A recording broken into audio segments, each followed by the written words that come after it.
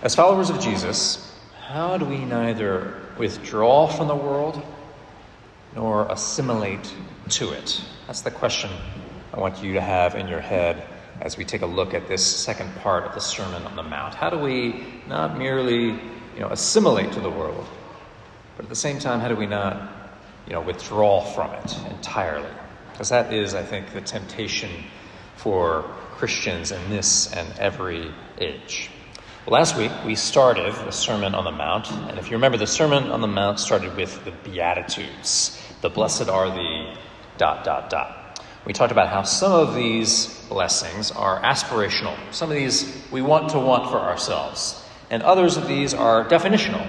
They are true of us by virtue of following Jesus in a world where other lords vie for our attention, where other kings, lords, rulers say, this is the way of the world, this is the way of the good life. Some of the definitional Beatitudes, if you remember, were, blessed are the poor in spirit, blessed are those who mourn, blessed are those who are persecuted. Again, we said last week, it's not saying it's good for you to be in mourning. Many of you are in mourning in one way, shape, or form or another today. It's also not saying it's a good thing to go out and try to be persecuted, to be reviled or slandered. It's also not saying it's a good thing to be poor in spirit. These definitional Beatitudes are what's true of you and me, again, by virtue of following a king and a kingdom in a world that so often says, get what's yours. Might makes right. Or being right is what matters more than anything else in the world. Now, again, we also talked about how this upside-down kingdom, this kind of flipping upside down of value, so to speak, right? Of saying, blessed are those who are poor in spirit, blessed are those who are mourn, blessed are those who are persecuted. What it's also saying, what Jesus is saying, is that our faith is not a faith of karma. You would think, right, if karma is your modus operandi, that if you are mourning, if you are poor in spirit, if you are persecuted, if things aren't going your way, then you probably did something to deserve it. And Jesus is saying, though people have said that from time immemorial, that is not the case. That is not the case for followers of the way, followers of Christ. So, when things aren't going our way, it doesn't mean we've necessarily done something wrong. In fact, it very well might mean we're doing something right. For once again, look where doing something right landed him. I don't wish that upon any of us, but I think that on one level can put to rest some of the things in your head. Maybe you don't have a one-to-one correspondence of what karma is, but a lot of us have some kind of system of karma in our head. Even my atheist friend says, he's a law of attraction guy. He's always kind of sort of talking about karma, and he doesn't really believe in much of anything. It's just in the air we breathe, especially here in the U.S.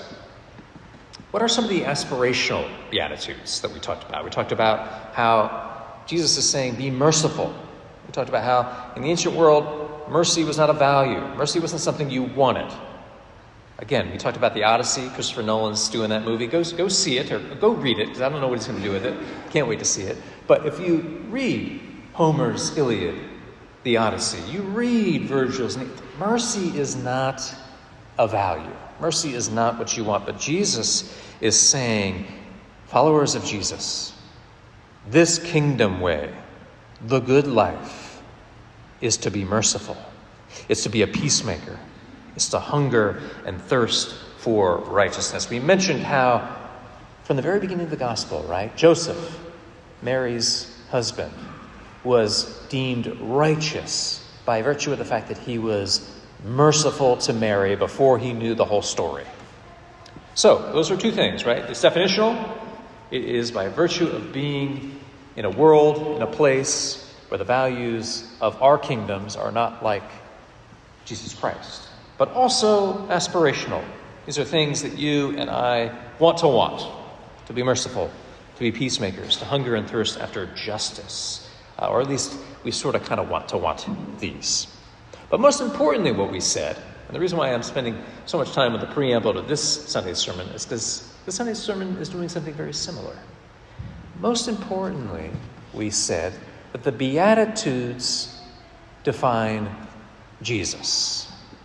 He is the one who was merciful. He was the peacemaker. He was the one who hungered and thirsted after righteousness.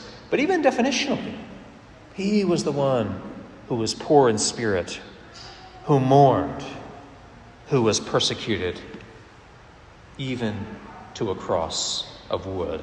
And what that means for you and for me is that whether these things are definitionally true of you and me, or we want to want these things, is that there is one who's already done it for us and on our behalf. There's only one who's done it perfectly, and he's done it for you, and he's done it for me.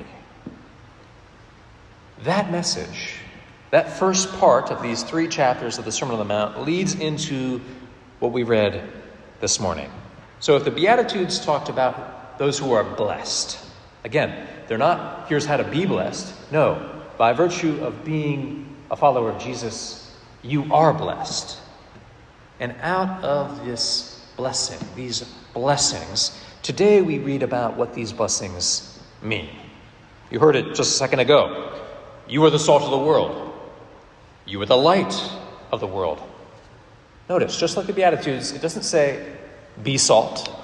It doesn't say, be light. This is true of you and me by virtue of being followers of the way, by virtue of being subjects to a king and a kingdom, first and foremost.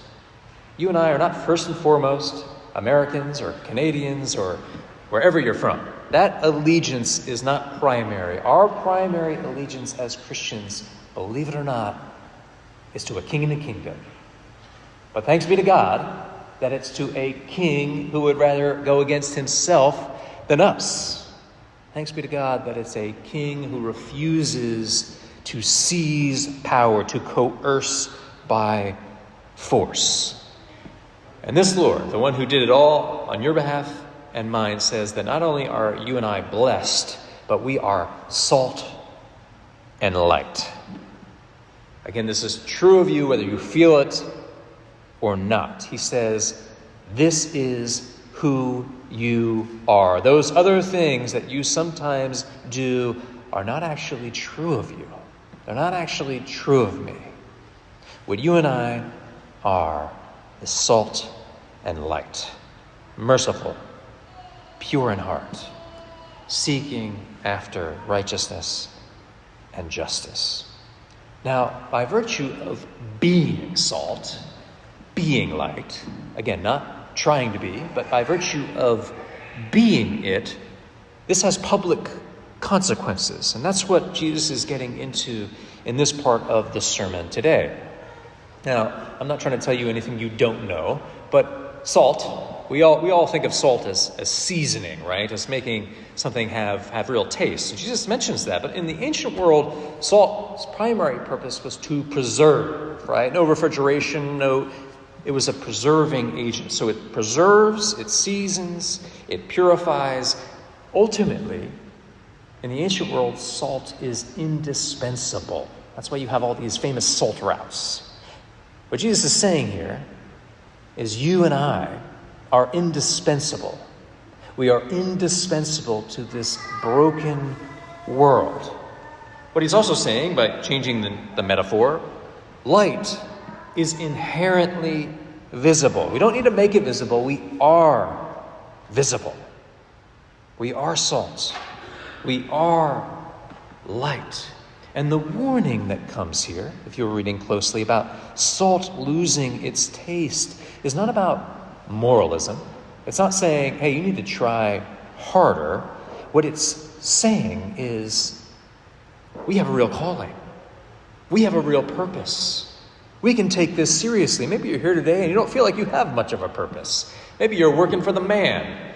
I mean, it could be that you're making a whole lot of money. Good for you. But is it fulfilling you? Now, if you're out there and your vocation fulfills you, awesome. But again, all of our jobs are secondary to our ultimate calling, our ultimate vocation, and that is to be salt and light. And not just to be it, but we are it already.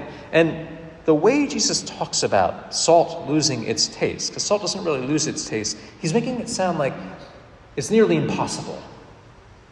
You and I might go at it our own way. And you and I might feel like, oh, well, it's very possible not to be merciful. It's very possible not to be pure in heart, to seek justice, because we do it all the time. But Jesus is proclaiming something over you and me, and it's as if he's saying, when you did that very thing, you weren't being you. For the message of this text, if there is any kind of imperative, it's to become what we already are. Now, I know that might sound like I'm splitting hairs there, but I'm doing it for a purpose. The message of this text is not to pull yourself up by your own bootstraps. It is not to try harder. It is you have been declared salt, light, and a blessing. Become what you already are. For a city cannot be hid. The sun, when it is up, cannot be hid. Salt cannot, in fact, lose its saltiness. And what this means, and why I started this sermon off with what I did, is you and I, by virtue of being salt and light, do not assimilate into the world around us. We hear what Jesus claims over us, and we become what we already are. But what's more, and what this text gets to, because we might be tempted to think that we need to withdraw, right? I need to be untainted by, the might makes right, the always being right, the ways of the world that I just talked about. Well, toward the end of this text, Jesus says, unless your righteousness exceeds that of the scribes and Pharisees, well, it had better. And what he's saying here is, again, not try harder. Again, when he talks about the Pharisees, right, it's all kind of for show. It's not that they're bad people, but it's to be seen. And what he's saying here is that there is an impossibility here. You and I are not going to be more righteous than the scribes and Pharisees. So it's here where he kind of flips things and says, at first he's saying don't assimilate to the world. Here he's saying don't withdraw either. You and I, by virtue of being salt and light and a blessing, are to give flavor, are to give goodness to this broken world. So it's against withdrawal and it's against assimilation. He also makes clear this is not about you and your rep. I know we live in an influencer culture world, and I am subject to it too in the name of getting the word out for St. John's Park Slope on Instagram and Facebook. I'm sure some of you are very tired of seeing all that. Substack now, I'm trying it all. But really, being salt and light and blessing is not about you, and it's not about me. It's pointing to the one who laid it all down for you and me, the one who embodied the Beatitudes, the one who was salt and light for you and me when we are not, so that it might be more true of you than you think.